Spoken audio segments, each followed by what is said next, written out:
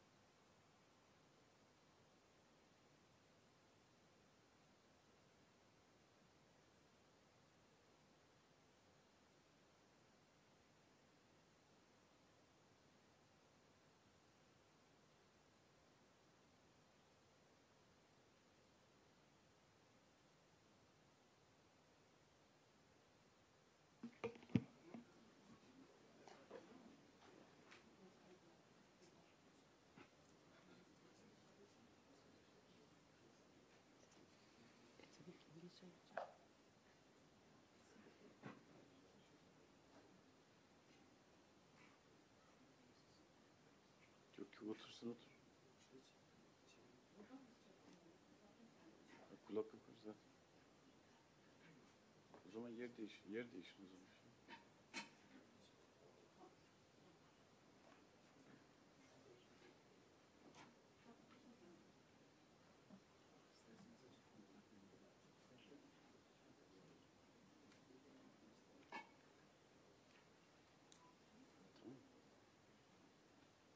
Sayın Bakan, Gana ve Türkiye heyetlerinin kıymetli üyeleri, değerli basın mensupları. His Excellency, Honorable Minister, distinguished members of the Ghana and Turkey's delegations, distinguished members of the press. Sözlerimi Gana Ticaret ve Sanayi Bakanı Alan Kiramatan ve beraberindeki Gana heyetini ülkemizde ağırlamaktan duyduğumuz memnuniyetle başlamak istiyorum. I would like to start my words stating in my pleasure to host here His Excellency Mr. Alan Kiramatan, the Minister of Trade and Industry of Ghana, and its accompanying delegation in our country. Teknik heyetlerimizin özverili çalışmalarıyla tamamlanan Ekonomik Komisyon Toplantısı'nın imza töreninde sizlerle bir araya gelmiş bulunmaktayız. And we are right here with yourselves in the signature ceremony of the minutes of the meetings of the Joint Economic Commission meeting that was completed to the devoted work of our technical delegations. Türkiye, dost ve kardeş ülke Gana ile ilişkilerini her alanda geliştirmeye büyük önem atfetmektedir. Turkey is attaching great importance to the development of its relations with the brotherly and friendly country Ghana in all the sectors. Sayın Bakan'ın bugünkü ziyaret gerçekleştirdiğimiz Ekonomik Komisyon toplantısının da ilişkilerimizin geliştirilmesine büyük katkı sağlayacağına inanıyoruz. And I'm fully convinced that the visit of His Excellency Minister and the meeting of the Joint Economic Commission will contribute significantly to the development of our relations. Toplantı gündeminde yer alan konulara geçmeden önce ülkemizin Afrika'ya bakış açısına ilişkin sizleri kısaca bilgilendirmek istiyorum. Before highlighting the agendas of the meeting, I'd like to briefly inform you on our country's approach and perspective towards Africa. Ülkemizin 2003 yılında başlattığı Afrika ülkeleriyle ticari ve ekonomik ilişkilerini geliştirmesi strateji kapsamında kıta ile ilişkilerimizi eşit ortaklık ve karşılıklı fayda temelinde geliştiriyoruz. We are improving our relations with the continent on the basis of equal partnership and mutual benefits according to the strategy of the development of our trade relations and economic relations with the African countries that we have launched in 2003.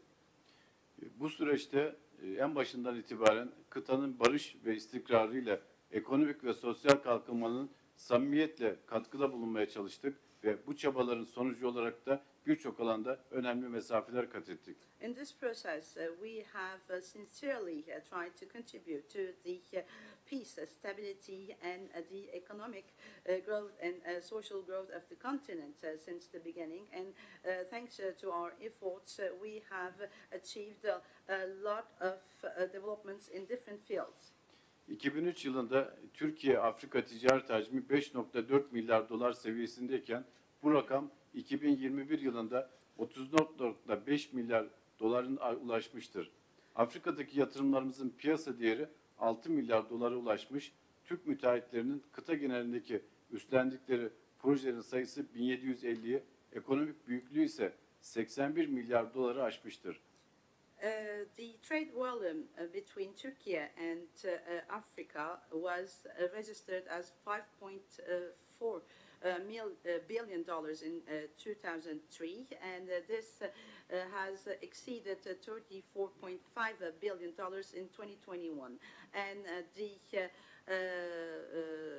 the total of investments of our investments in African continent has reached $6 billion, and the number of projects realized by Turkish companies all around the continent has exceeded 1,750, and with a worth $81 billion. Halihazırda Afrika'nın 43 ülkesinde büyükelçiliğimiz, 26 ülkesindeki ise ticaret müşavirliğimiz bulunmaktadır. We do have currently 43 embassies in African countries, and we do have 26 commercial attachés. Türk Hava Yolları kıta genelinde 61 noktaya uçmaktadır. Turkish Airlines is flying to 61 destinations all across the continent. İlişkilerimizde Afrika'nın kalkınma meseleleriyle ilgilenen ve düzenli insani yardım içeren bütüncül bir politikayı benimsedik. In our relations, we have adopted a holistic policy which will treat all the questions regarding the development of Africa, including the regular humanitarian assistance. TİKA projelerimiz COVID-19 şartlarında uzattığımız yardım ile bunun göstergelerindendir. Bu işbirliğimizi önümüzdeki dönemde de devam ettireceğiz. In our TICA projects and the hand that we have in fact shown to our friends during the COVID-19 pandemic conditions are the most important indicators. We will follow this cooperation in the incoming period. Türkiye-Gana ticari ve ekonomik ilişkileri son yıllarda hızla gelişmiştir. 2003 yılında 132 milyon dolar seviyesinde olan ticaret hacmimiz yıllar içerisinde katlanarak 2021 yılı itibariyle 581 milyon dolar seviyesine ulaşmıştır.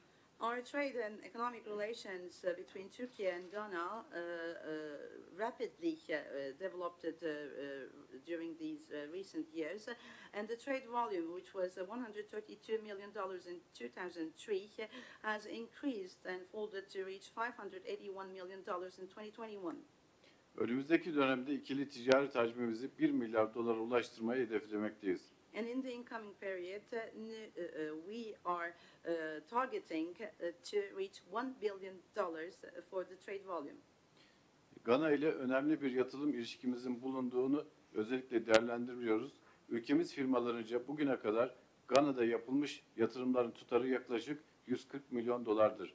We consider that we have an important investment relation with Ghana, and the amount of the investment realized in Ghana by Turkish companies until today is approximately $140 million. Gana'da firma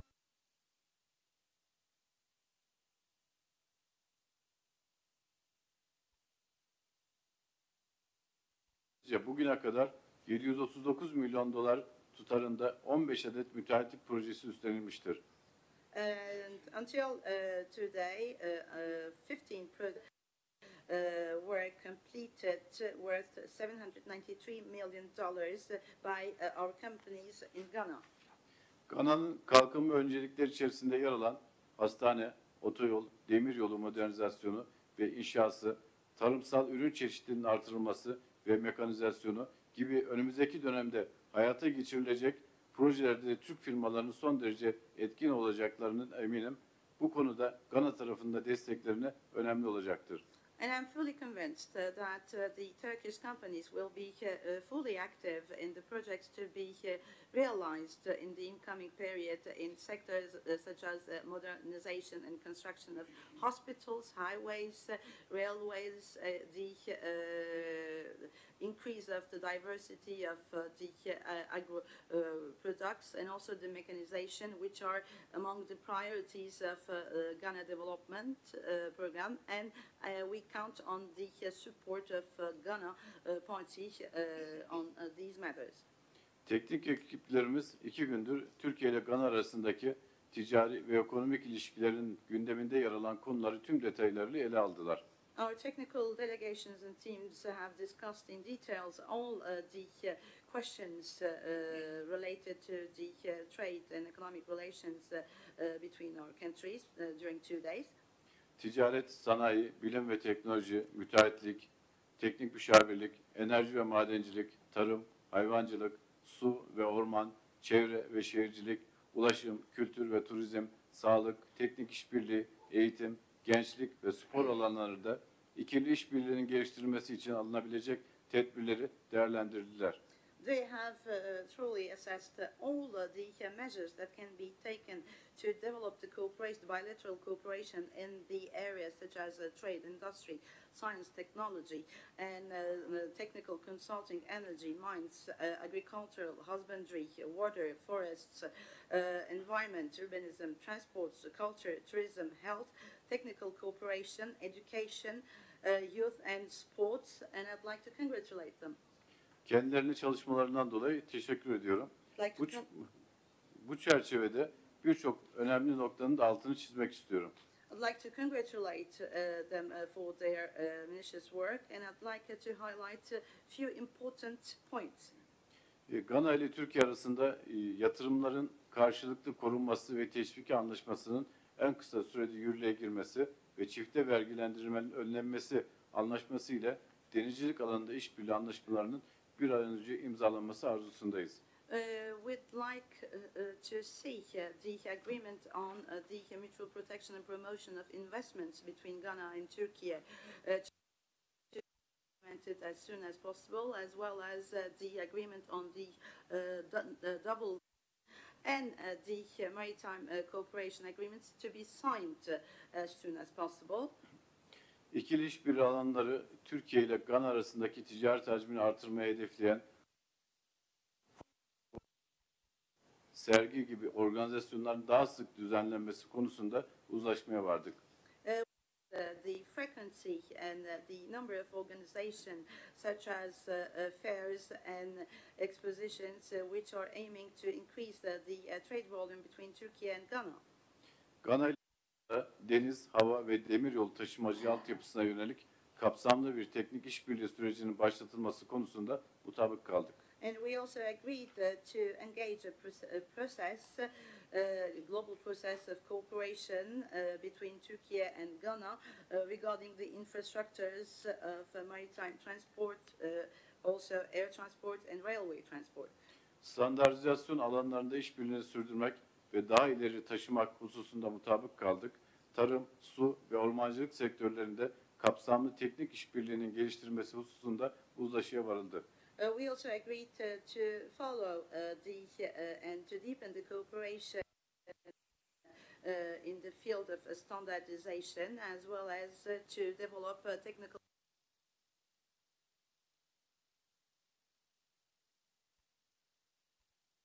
geliştirme konularında da mutabık kaldık.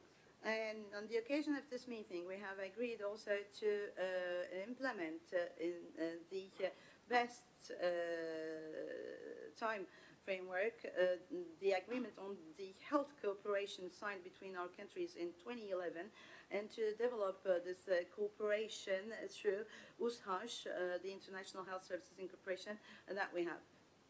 Gana'nın enerji ve madencilik alanında sahip olduğu potansiyeli göz önünde bulundurarak yenilebilir enerji, hidrokarbon, elektrik dağıtımı, madencilik sektörlerinde önümüzdeki dönemde işbirliği fırsatlarını değerlendirmek amacıyla birlikte çalışacağız. Taking into account the potential that Ghana has in energy and mine sectors, we will be working together to assess the opportunities of cooperation in the sectors of renewable energies, hydrocarbons, distribution of electricity, and all the mining sectors in the incoming period.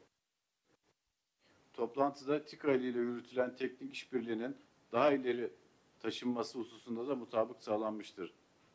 And during the meeting, we agreed also to follow the technical cooperation through TICA. Gana'nın öncelikleri ve TİKA'nın kapasiteleri doğrultusunda yeni projeler geliştirmeyi de arzu ediyoruz ve bunu da geliştirmeye de hazırız. And we would like to say that we are ready to develop new projects according to the priorities of Ghana and the capacities of TICA. Gana ile eğitim alanında ileri düzeyde işbirliği geliştirmemizin önemli arz ettiğinin farkındayız. Önümüzdeki dönemde karşılıklı burslar ve eğitim programları yoluyla işbirliği ve tecrübe daha da ileri noktaya taşımayı hedefliyoruz.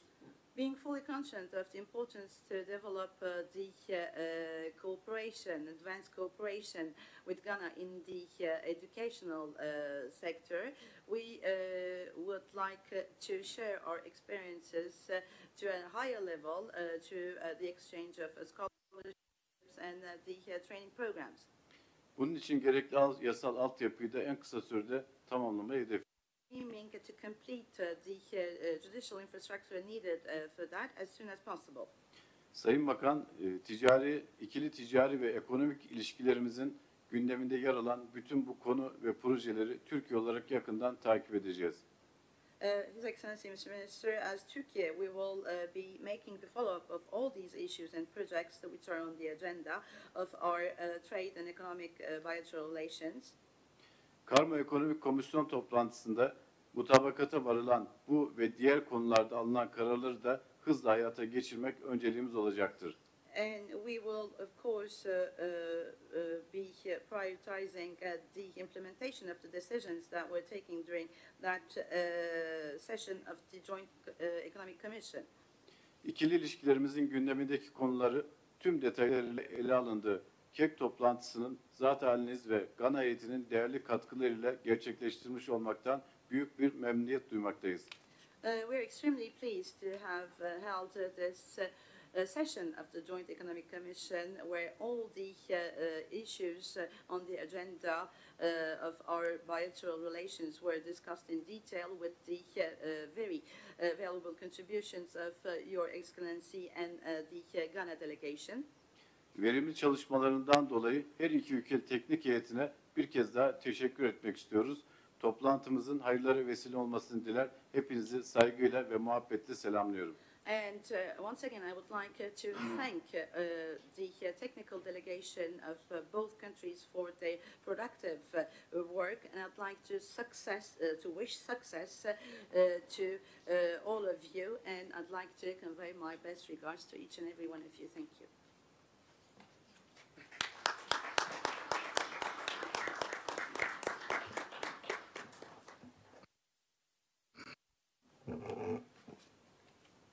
Thank you very much,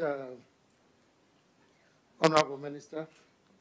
And let me also acknowledge the presence of Ghana's ambassador here in Turkey, and then senior officials of government from both Ghana and Turkey, and then our friends from the media. I wish first, on behalf of my delegation, to express my profound gratitude to my brother, the minister, and the government of Turkey for the courtesy that has been extended to us since our arrival of the Ghana-Turkey Joint Trade and Economic Committee meetings. Saygıdeğer Bakan, saygıdeğer katılımcılar, saygıdeğer Gana'nın Ankara Büyükelçisi, üst düzey heyet temsilcileri, saygıdeğer basın mensupları. Öncelikle ben de sözlerime Sayın kardeşim, Sayın Bakan'a ve Türk hükümetine gerek şansıma gerekse de heyetime bahşetmiş oldukları bu nazik karşılama için teşekkür ederek başlamak istiyorum. Ghana and Turkey have enjoyed long-standing relations dating back several decades. Bu 5. Karma Ekonomik Komisyon toplantısıyla bir araya geldiğimiz vesileyle Türkiye ve Gana'nın çok uzun soluklu dostane ilişkilerinin ve derin ilişkilerinin 10 yıllardır devam ettiğini ifade etmek isterim. The bonds of friendship between our two countries have manifested in the increasing number of Turkish businesses operating from Ghana and many Ghanaian traders that are now using Turkey as a trading and transiting hub. Gana'daki Türk firmalarının sayısındaki artışla da ortaya çıkmış ve Gana'nın da gerek Türkiye'yi ihracat gerekse de transit olarak kullandığı bir ülke tercih haline getirmiştir.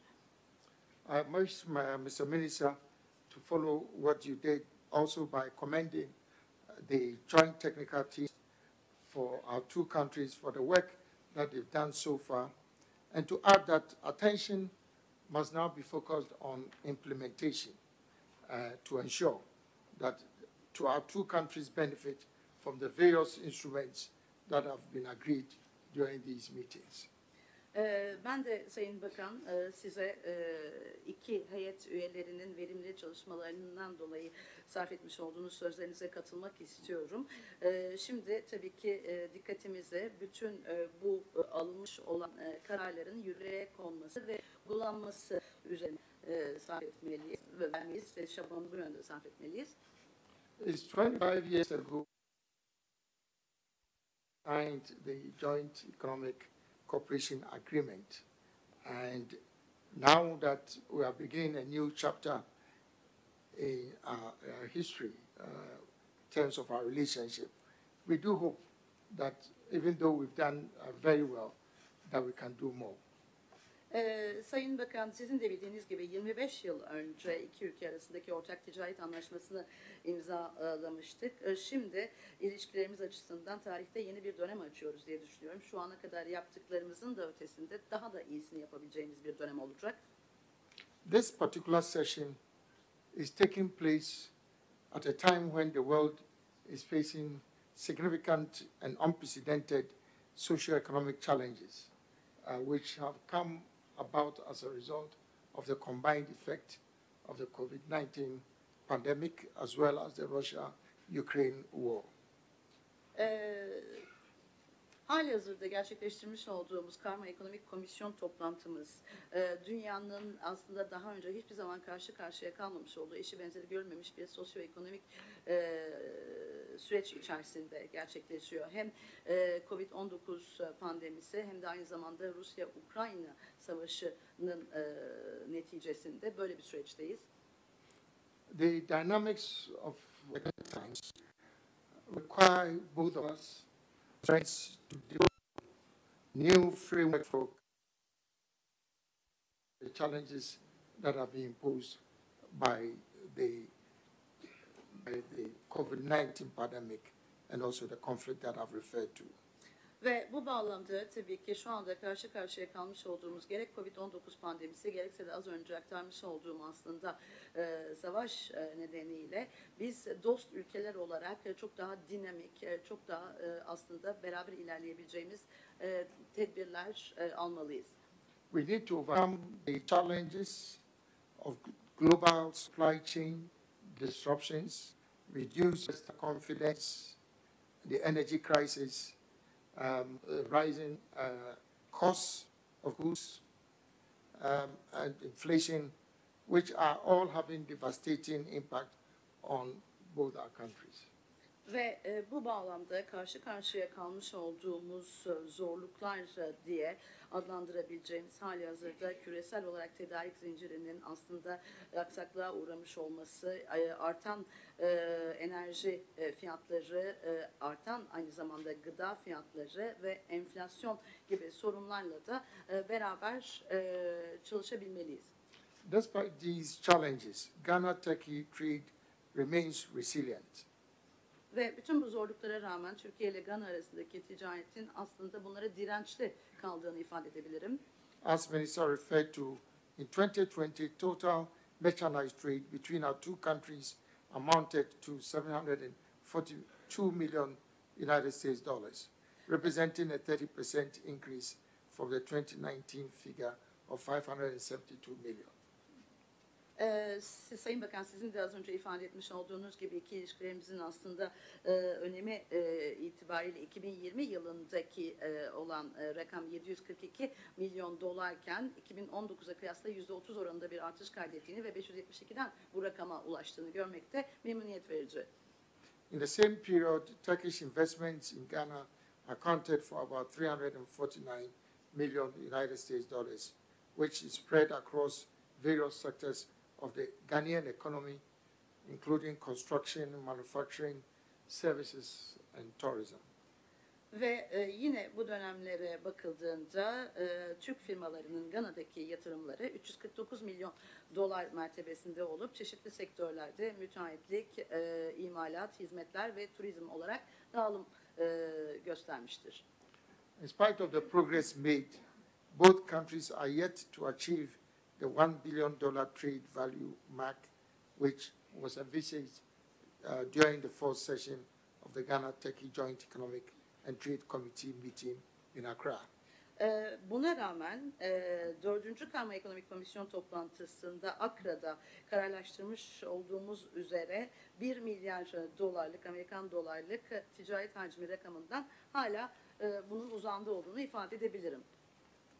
So, colleague Minister, it is against this background that I'm delighted that we propose as an outcome of this particular session that we establish a high-level government-to-government, business-to-business Ghana-Turkey Business Council, which will be aimed at creating favorable conditions for the promotion of trade, investment, and economic cooperation between our two countries.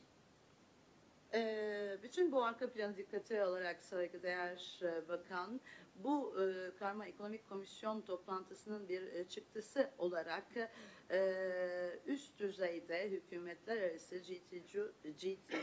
GTG ve aynı zamanda B2B olarak değerlendirilebilecek bir Türkiye-Gana İş Konseyi'nin kurulmasını öneriyoruz. Böylelikle hem ticaret hem yatırımlar hem de bütün ekonomik iktisadi ilişkilerimiz açısından bunların teşvik edilmesini ve takibini gerçekleştiriyor olacaklardır. We intend to use this high-level engagement to identify business opportunities, some of which have been referred to by Honorable Minister, that could be exploited by the private sector of both countries. Ve bu üst düzeydeki angajmanımızı sizin de sıralamış olduğunuz çeşitli fırsatların özel sektörümüz tarafından ve potansiyellerinin değerlendirilmesi için yararlı bir araç olacağını düşünmekteyiz. We hope to use this mechanism also to address speedily all the instances of trade and investment matters and issues of mutual interest. Ve yine bu mekanizma sayesinde de ikili ticaretimizin geliştirilmesi konusunda hem ticaret hem de yatırımlar açısından bütün gerekli çalışmalar yapılabiliyor olacaktır. And fast track the mutual trade, investment and economic cooperation and collaboration between our two countries. Ve iki ülke arasındaki işbirliği ve aslında çalışmalar açısından da bir kısa yol oluşturacağını, bir fast track oluşturacağını düşünüyoruz. Mr. Minister, Ghana's position now in Africa as the new host of the African Continental Free Trade Area offers Turkish businesses significant opportunities to enter into the African market. Sayın Bakan, Gana'nın hali hazırda Afrika'da, özellikle de Afrika serbest ticaret bölgesine de ağırlıyor olmasından ve başkanlığını yapıyor olmasından dolayı Türk firmaları için farklı bir önemi mevcuttur. The AFCFTA Secretariat in Ghana effectively makes Ghana the new commercial capital of the continent. Zira bu kuruluşun başkanlığını yapıyor olmamız ve ofislerinin bizde yer alıyor olması Gana'yı kıtanın yeni bir ticari başkenti haline getirmiştir. The AFCFTA, which is a single market of about 1.3 billion people with a combined GDP of over 3.3 trillion US dollars, offers enormous opportunities for private sector operators in Turkey to establish their businesses in Ghana through strategic partnerships and joint ventures.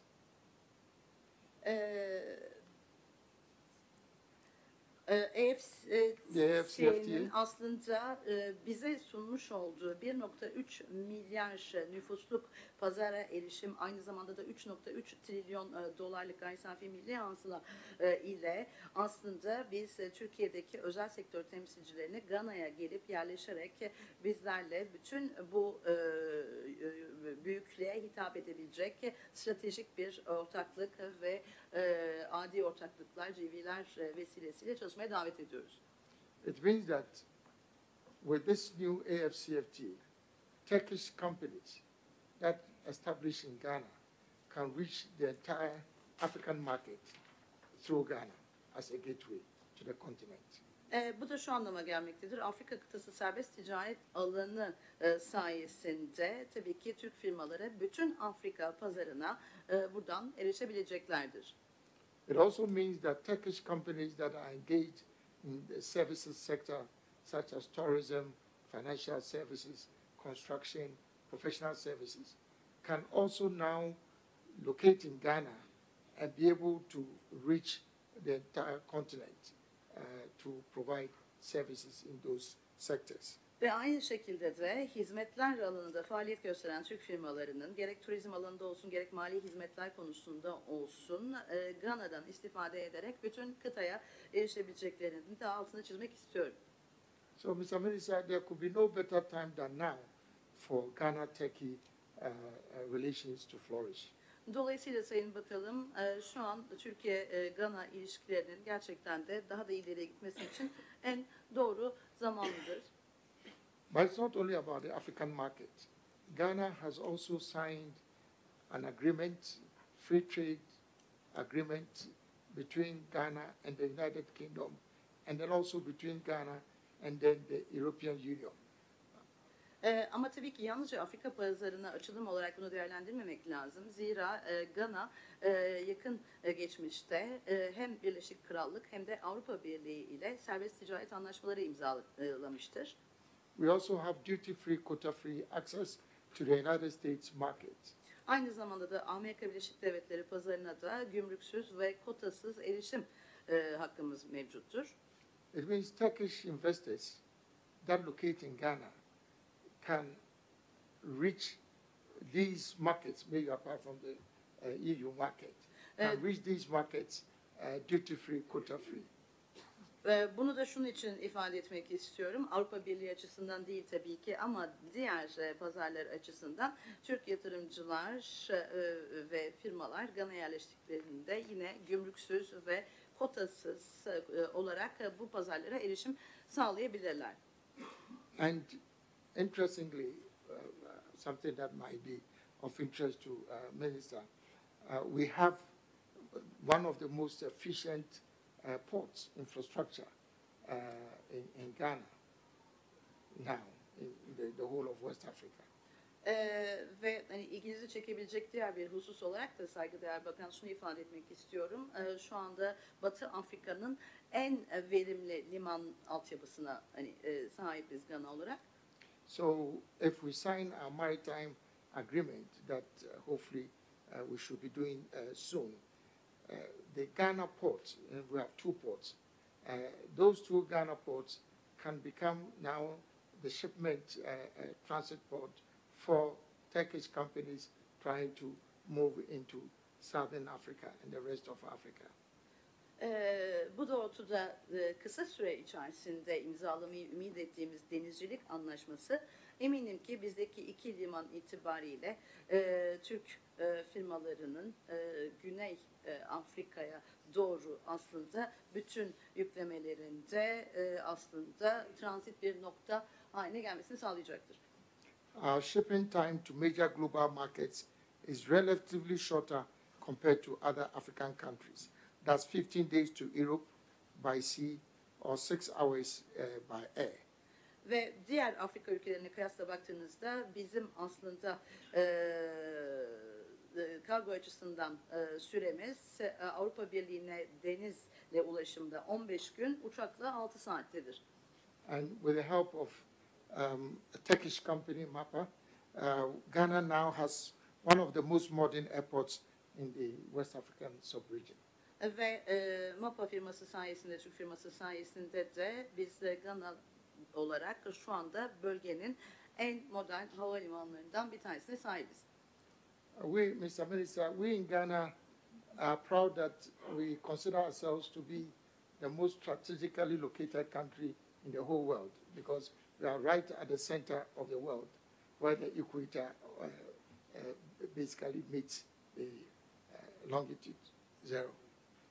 Ve şunu da söylemem Sayın Bakan, bizler Ganalılar olarak, ülke olarak kendimizi en stratejik olarak konumlandırılmış noktada adlederiz ve bundan da büyük onur duyarız.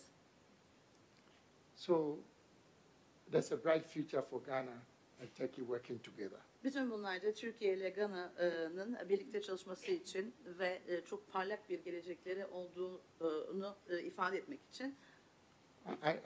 I know I don't need to preach to you about Ghana. I don't need to preach to minister about Ghana. Ve tabii ki yani Gana hakkında size çok fazla şey söylememe gerek yok. But Ghana has one of the strongest democratic credentials on the whole continent. Tüm kıta üzerinde de en fazla demokratik güvenilirliğe sahip olan, en güçlü demokrasiye sahip olan bir ülkedir.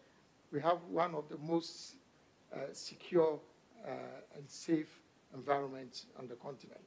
Ve kıta üzerindeki en güvenli ve en emniyetli ortama sahip olduğumuzu da ifade etmek istiyorum. We have some of the best and highly skilled manpower on the continent. Yine kıta üzerinde aslında insan kaynaklarına sahip olduğumuzu da ifade etmek istiyorum. We have a strong that is fair and equitable to all investors. Ve herkese adil ve eşit davranan çok güçlü bir yine adalet sistemimiz olduğunu da ifade etmek istiyorum. So we believe that we are a very attractive destination for Turkish investments. Bütün bunları da Türk yatırımcıları için son derece cazip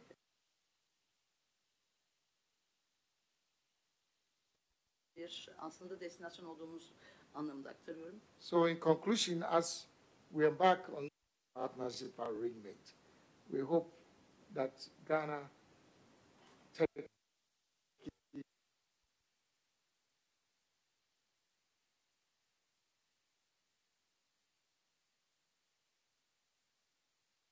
working together will flourish.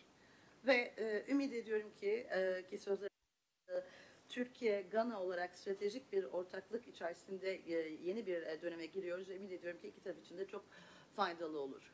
So thank you, Mr. Minister. Çok teşekkür ederim Sayın Bakan.